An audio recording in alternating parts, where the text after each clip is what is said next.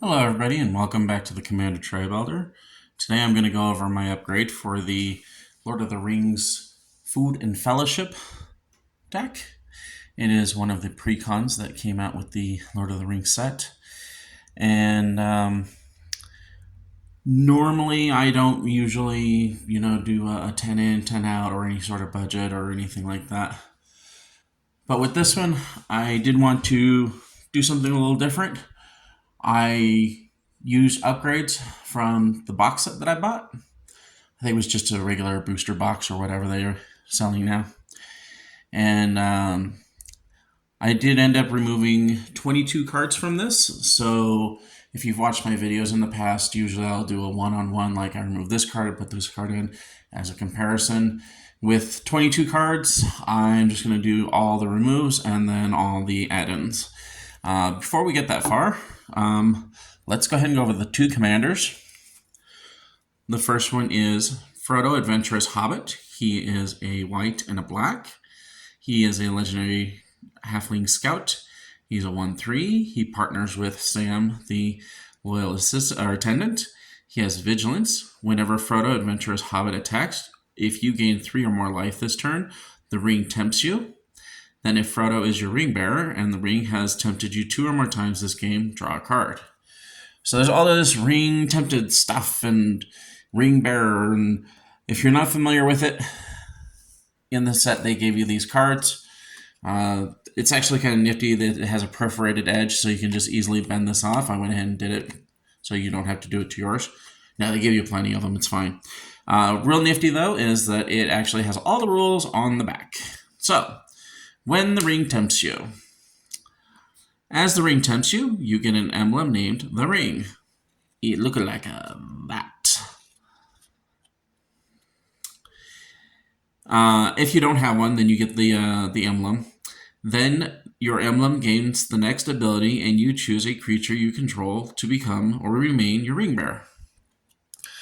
And all the rules for the rings bearers are back here, just on the other side. So, the ring can tempt you even if you don't control a creature. The ring gains its abilities in order from top to bottom. Once it gains an ability, it has that ability for the rest of the game. Each time the ring tempts you, you must choose a creature if you control one. And each player can have only one emblem named the ring and only one ring bearer at a time. And the abilities that it gains in order are: your ring bearer is a legendary and can't be blocked by creatures with greater power, which is really cool with Frodo because he's a 1/3, so he'll get in a lot. Second ability he gets is whenever your ring bearer attacks, draw a card, then discard a card.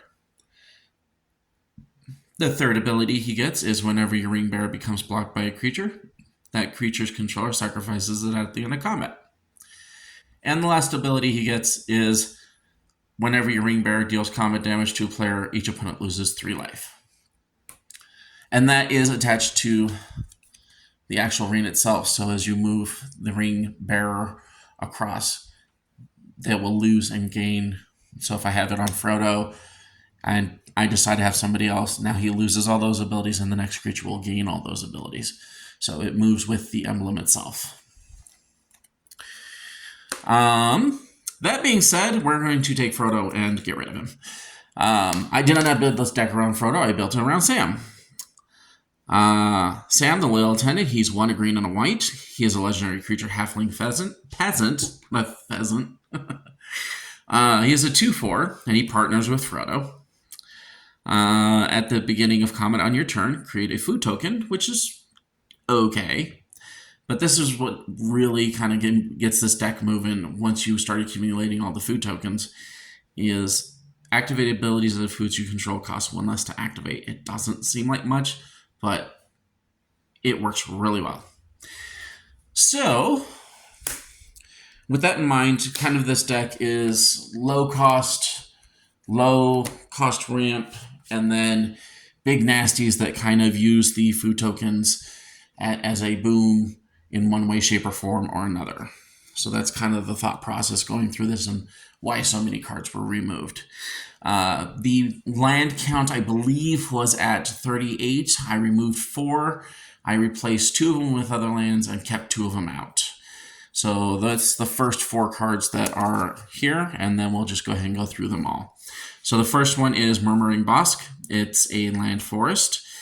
As it enters the battlefield, you may reveal a tree folk card from your hand. If you don't, it enters the battlefield tapped. And you can also tap it for white or black, and it'll do 1 damage to you. I removed this for 2 reasons. The first is I took out most of the tree folk. I think I left 1 tree folk in, and he synergizes with the food tokens. The other reason is I don't want to take a ton of damage when I'm tapping for mana. I don't use black that often in here, but I do use a ton of green and white, and I don't want to be taking damage every time I tap a white land. So that one's out. I do produce a lot of food in this deck. If I don't have like 6 by like turn 4, I'm doing something horribly wrong, if not more, if not a lot more.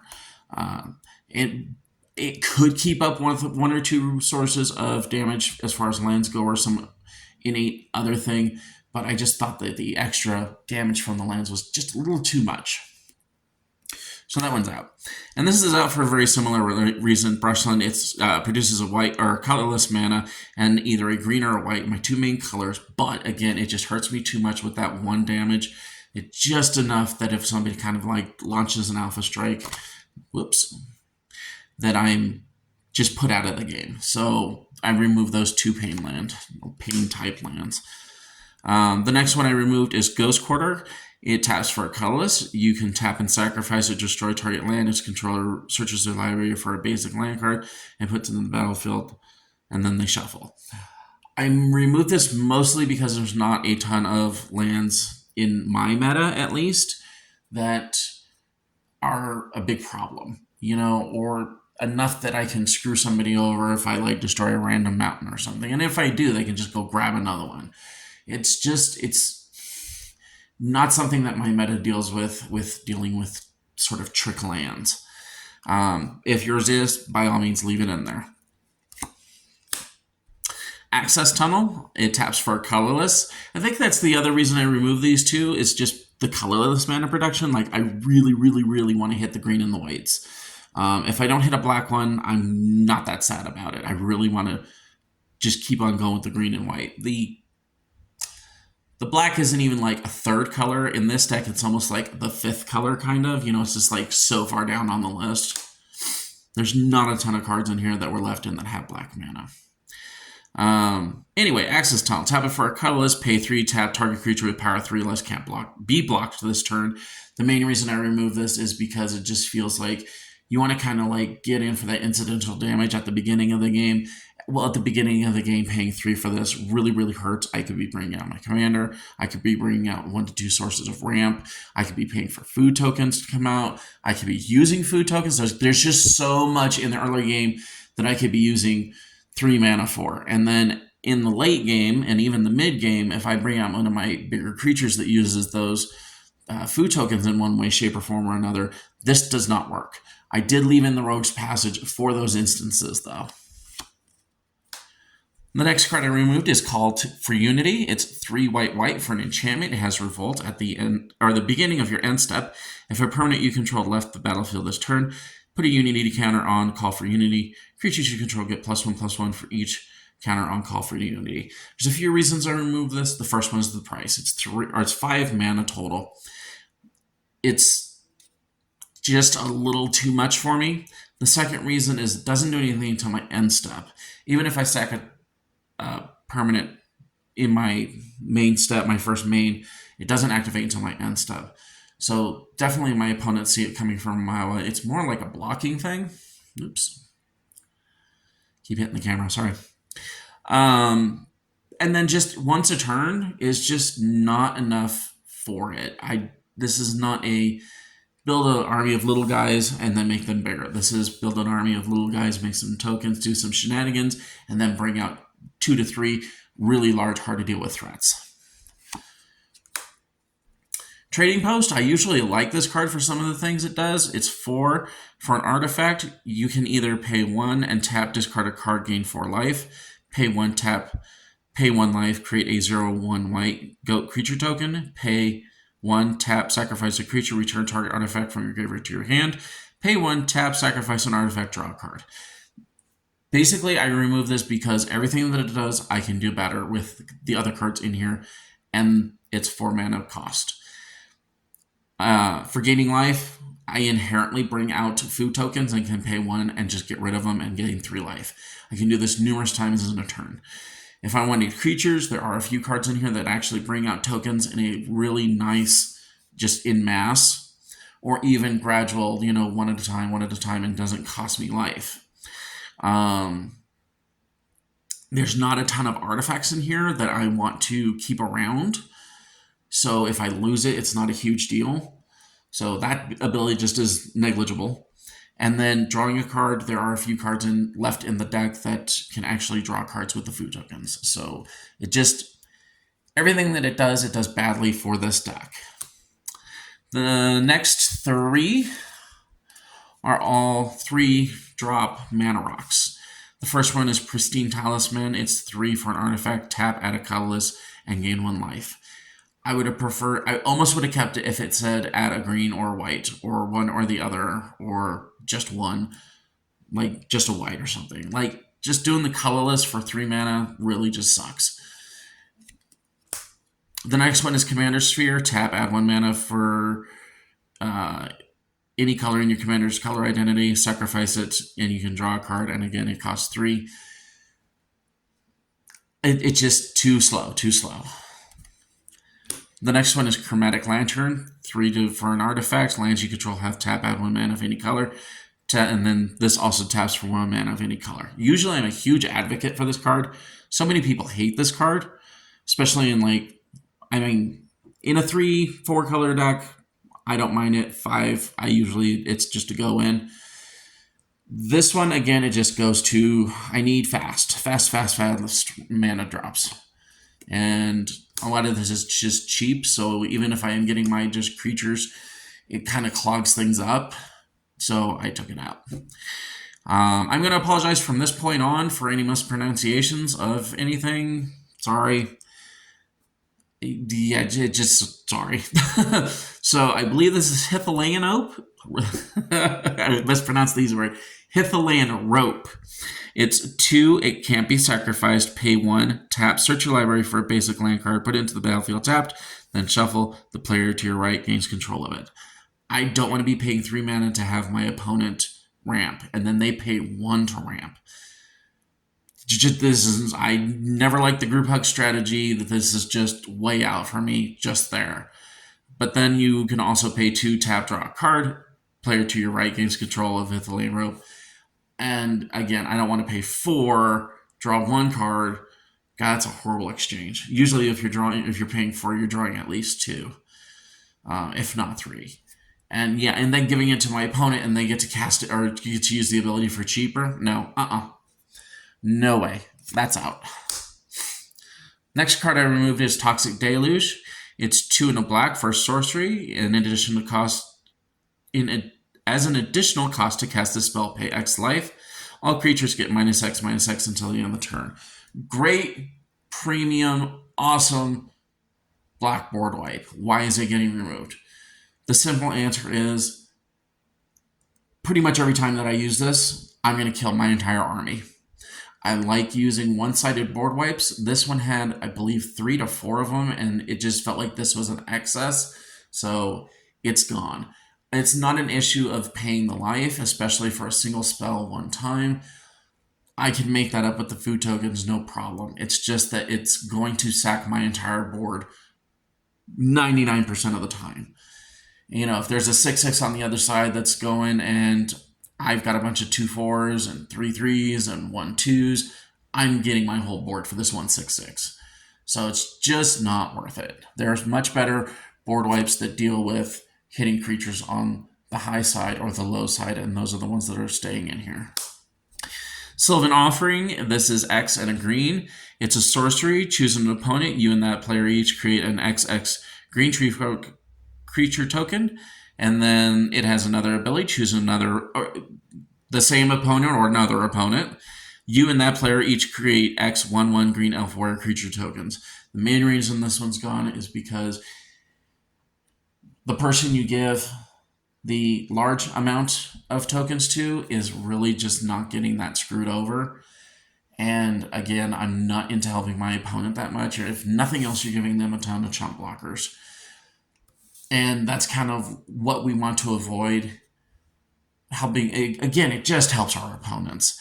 And then you're giving another opponent a huge threat. It's, even if you're putting like 5 or 6 into this, like it's a 5/5, and then 5 tokens on your side, 5 tokens on your opponent's side. It's not worth it.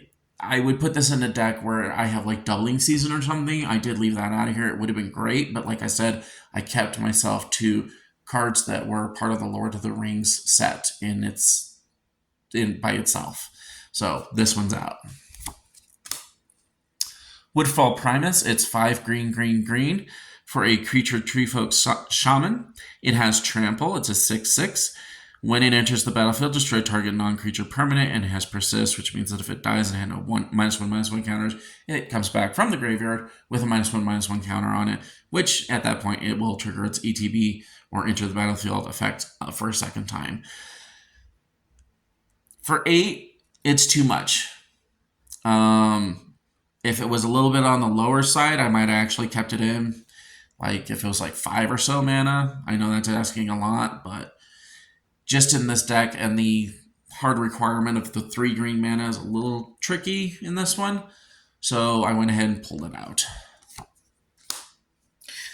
Orchard Strider, it's 4 green, green for a creature treefolk, 6/4. When it enters the battlefield, create 2 food tokens. And I hear you already going, but you want to make food tokens. Yes, I do, but not for 6 mana. I want it to happen inherently. I want it to happen fluidly. I want it to happen, not by paying 6 mana for a card.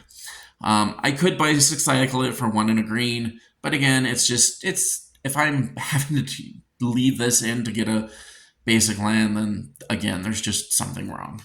So that one's out as well. The Great Oak Guardian, it's 5 and a green for a 5/4 treefolk. It has flash, reach. When it enters the battlefield, target creature player controls. When it enters the battlefield, creatures target player controls get +2/+2 until the end of the turn, and you get to untap them. Yes, you could use this as a defensive thing. Yeah, 6 is a lot of mana to hold over for a whole turn. Usually I'm keeping like 3 for a turn to hold 3 plus another 6, just in case I want to use both. It's a huge requirement as a defense. For an offense, I would have preferred if it had trample. I almost would have kept it in here if it had trample added to those creatures, but it doesn't, so it's gone. The Generous Ent, it's 5 and a green for a 5/7 treefolk. It has reach. When it enters the battlefield, create a food token. And it has 4 cycling for 1. Again, I'm not 6 for 1 food token and a 5/7 that just reaches. Again, I know that I keep beating on the trample horse, but if it did have trample, I possibly could have kept it. But it's just not getting through enough, I think. Eagles of the North, it's 5. Just look at these casting costs. 5 or 6, 6, 6, 8. This one's 6, 5. This was too much. I chunked down the overall cost on this deck a lot. Eagles of the North, it's 5 and a white for a Birch Soldier, 3/3. When it enters the battlefield, creatures you control get +1/+0 and gain first strike until the end of the turn. That feels combat trickish. Like, I'm going to attack, and now, haha, all my creatures get +1/+0 and first strike. I think that if you do this, it doesn't have flash, so you can't do that. So it just feels like it's missing that additional ability to kind of carry it over to the top. And again, it's 6 mana for 3/3, where we're just spending tons of mana at this point for not that much. Land Roval Horizon Witness, I believe. 4 and a white for a 3/4 bird noble legendary creature with flying. Whenever 2 or more creatures you control attack a player, target attacking creature without flying gains flying until the end of the turn. Again, well, I guess no. This would be a pre-combat kind of trick thing. You know, haha, now this thing has flying. I think this just basically for me failed the vanilla test. 5 for 3/4 flying is kind of eh. And yeah, that ability on there is repeatable whenever 2 or more creatures you control attack. So you could do that every turn. I did leave the other one in there, the last bird. So I can accumulate a flying force because it drops 3/3 tokens. So that's not a huge deal. But this one just kind of felt a little clunky. Butterbury Innkeeper. It's 2 white and a green for a 3/3 legendary creature human peasant. At the beginning of your end step, if you don't control a food token, you're doing something wrong. I mean, that's why I cut it right there. No, but if at the end of the turn, you don't control a food token, you create one. But yeah, if you don't control a food token by the time you're casting a 4-drop, you are doing something horribly wrong. So he's out. Bilbo Birthday Celebrant. He is a white, a black, and a green for a 2/3 halfling rogue legendary creature. If you would gain life, you would gain that much life plus 1 instead. You could pay 2, a white, a black, and a green, tap him, exile him, and search your library for any number of creature cards, put them into your battlefield, then shuffle. Activate this ability only if you have 111 or more life. Or I believe 111th life, or whatever they say. We do gain a ton of life in this deck. We don't peak out that high, though. Not at 111. So we would just have a 2/3 that gains you 1 life instead, or 1 extra life. It's not bad, but I feel bad for not using that other ability, so he's gone. Dawn of Hope. This was kind of a last-minute removal. I found in playtesting and a couple games that I played that I would play this enchantment and then I would never use it. That paying an extra 2 just kind of just always went by the wayside. But anyway, it's 1 and a white for an enchantment. Whenever you gain life, you may pay 2. If you do, draw a card, which sounds good, but it's like I said, I never used it. And then you can pay 3 and a white and create a 1/1 white soldier creature token with lifelink. And if I never paid 2 to draw a card, I sure as heck never paid 3 and a white for a 1/1 soldier. I just never used it. I played it twice, and it's just I know I could do other better stuff with the mana. I could gain 3 life, or I could put this creature down, or I could do this other thing. It just never got used. It got played, it just never got used. And then I believe this is Shire Sheriff, pronounced a little bit differently. It's 1 and a white for a 2/2 halfling soldier. It has vigilance. When it enters the battlefield, you may sacrifice a token. When you do, exile target creature an opponent controls until the Shire Sheriff leaves the battlefield. If you watch my other videos, I hate cards that come in onto the battlefield, remove a creature, and then the only way one of the best ways to get the creature back is to kill that creature that came into the battlefield. This is worse because now you have to sacrifice a token in addition. Sure, we got the food tokens to spare, but do I really want to? No, I want to use it to trigger other things. So he's gone too. The cards I added, we'll start with the 2 lands.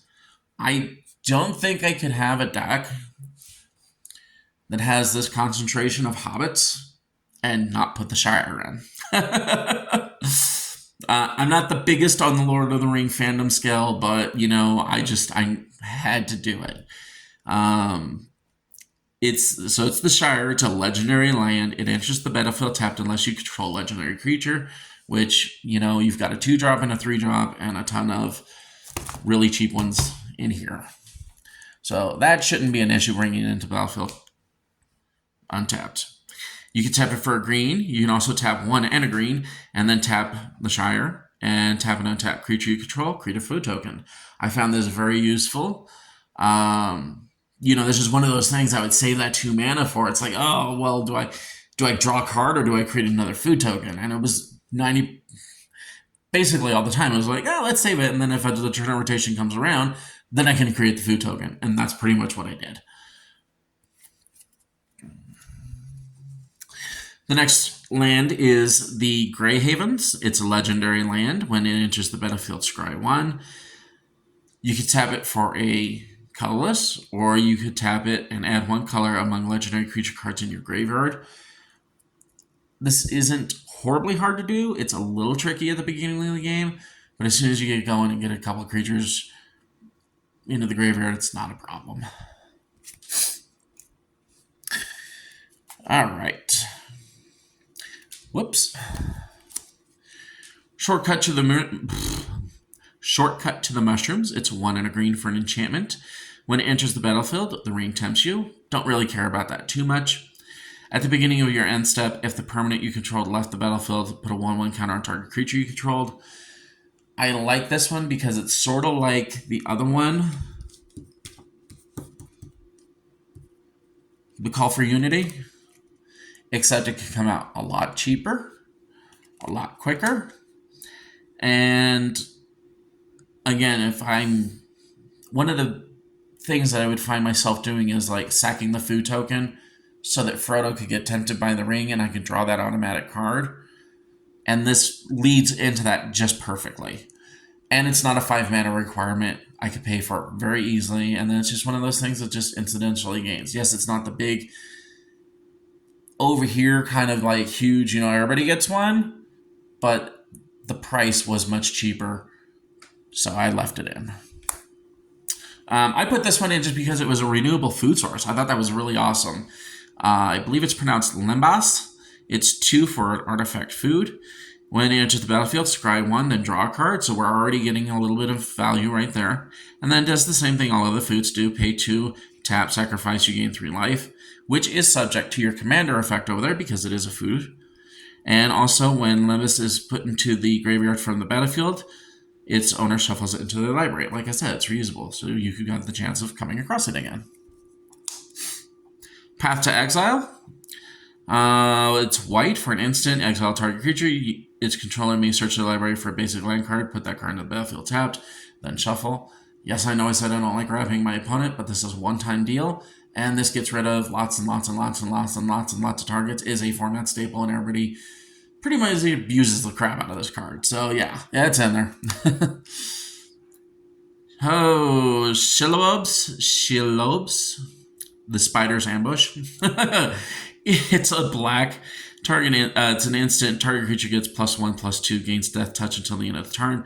Create a food token. This is one of those. This is the kind of like food generation I want incidentally off of my instance. It's an instant combat trick. Great for killing something that's not indestructible. And I get a food token off of it. So it just kind of checks a lot of check marks on the boxes. Stew the Conies. It's 2 and a green for an instant. Target creature you control deals damage equal to its power to target creature you don't control. Create a food token. Again, cheap. Kills a creature. Makes a food token. Boom, boom. Pippin's Bravery. It's a green. You may sacrifice a food. If you do, target creature gets +4/+4 until the end of the turn. Otherwise, that creature gets +2/+2 until the end of the turn. Again, instant speed. Just able to hit it in. Nice combat trick. Uses the food tokens. Again, just checking a lot of the tick marks on the boxes. Reprieve. It's 1 and a white for an instant. Return target spell to its owner's hand. Draw a card. I just felt I needed a little bit of counter magic, so here you go. Mini Partings. It's green for a sorcery. Shuffle your library or search your library for a basic land card. Reveal it, put it into your hand, then shuffle. Create a food token. Again, if I have nothing else better to do on turn 1, boom, right there. I'm getting a food token. I'm getting the lands that I need, and ready and off to the races. Also helps late game to just like incidentally get that one more food token, that one more land.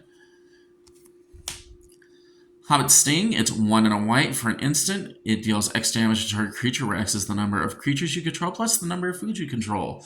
So if I have a measly 2, let's just say I have my 2 commanders out and it's been a few turns, and so I've accumulated 4 food tokens, that's 6 damage. So just another great, removal type spell that uses the food tokens and also plays on the little Hobbit sub theme.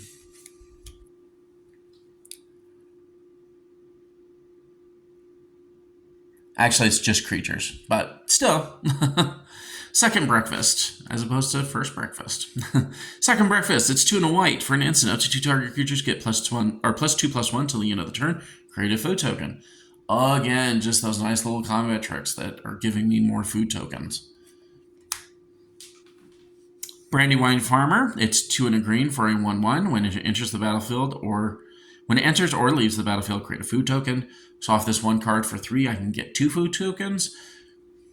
Just a little bit more punch. Lotho, Corrupt Sheriff. It's a legendary creature, halfling rogue. He's a 2/1. Whenever a player casts a second spell each turn, you lose 1 life and create a treasure token.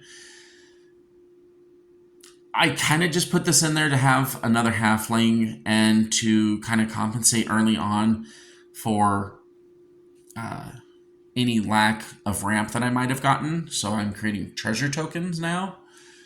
Some of the abilities in here are just, you can sack tokens, you can sack artifacts, so that plays into this as well. And it ramps me. I did put I put the other Sam and the other Frodo. So Frodo Baggins, he's a white and a green for a 1/3 legendary creature halfling scout. Whenever him or another legendary creature enters the battlefield under your control, the ring tempts you. Not a huge deal that the ring tempts us, but it is a sub-theme within the deck. As long as Frodo is your ring bearer, it must be blocked if able. So this can kind of get some heat off of like some of your bigger threats. If you attack with, a big old creature and him as your ring bearer, then there's a higher chance that your bigger creature can get through. Samwise Gamgee. It's a green and a white for a 2/2 legendary creature, halfling peasant. Whenever another non-token creature enters the battlefield under your control, create a food token. You could sacrifice 3 food tokens, return target historic card from your graveyard to your hand. This is a much better way, in my opinion, of getting artifacts. But I can also get legendary creatures. I can also get some sagas back. I don't think I added sagas. Nope. But there's a saga or 2 still left in the deck, so I can go ahead and fetch those also. So it's extra utility over just the 1 card that just gets artifacts. I think that was the trading post. Yeah, the trading post was the one that gets just the artifacts back. Peregrine Took, it's 2 and a green for a legendary creature, halfling citizen. It's a 2/3. If 1 or more tokens would be created under your control, those tokens plus an additional food token are created instead. And this sort of plays off of the other one. Lotho, if you create a treasure token, now you're creating that and a food token. So the whole deck kind of just synergizes within itself. It's great. I love it. And this is what I was saying earlier. I can sacrifice 3 food and draw a card.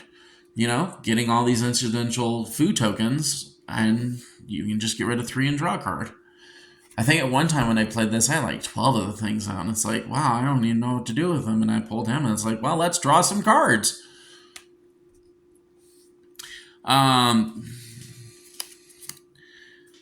This was pretty much... Oh, no, it's not this one. I think the other one's... Yeah. It was one of the original cards. I was thinking of something else. Anyway, Murdoch Brandybuck. Again, sorry for pronunciations. Legendary creature for a 1 and a green. It's a halfling citizen. 2/2, whenever 1 or more halflings you control attack a player, create a food token. So this would trigger if you were attacking more than 1 player. So that's where like kind of the ring tempting you can come into play. If you can just get in that free attack and then just get the food automatically. Delighted Halfling, it's a green for a creature halfling citizen. It's a 1/2. It's tap, add a colorless, or tap, add 1 mana of any color Spend this mana only to cast legendary spells. That spell can't be countered. I think this is going to be the new Birds of Paradise. I really, really do. It's just really, really cheap, awesome mana ramp. And this is the kind of ramp that I was looking forward to putting into the deck. I think this is the only one that was really in there that was more ramp. Unfortunately, I ended up taking a lot out. It didn't actually hurt the deck that much, but I did have to put this one in. I did get this in my booster box, so, it's hard to play Frodo and not throw it in there. It is the One Ring. It's 4 for Legendary Artifact. It is indestructible. If it's one artifact that went to the graveyard that I'd want back, it's this one. But then, it's indestructible, so it's hard to get rid of anyway. Anyway, when the One Ring enters the battlefield, if you cast it, you gain protection from everything until your next turn, which is just almost worth it in itself right there. But then at the beginning of your upkeep, you lose 1 life for each burden counter on the One Ring. You can tap it, put a burden counter on the One Ring, and then draw a card for each burden counter on the One Ring. So this is kind of the draw, just awesome engine all in one card. And this is one of the main reasons for the huge output of food tokens is this card right here. I put in Barblade. It's 1 for an artifact equipment. Equipped creature gets +1/+1. Whenever a equipped creature blocks or becomes blocked by a creature, that creature loses all abilities until the end of the turn. And this is the big reason I put it in there. This gets rid of a lot of boogeymen in the format. Blightsteel Colossus. Just anything with indestructible.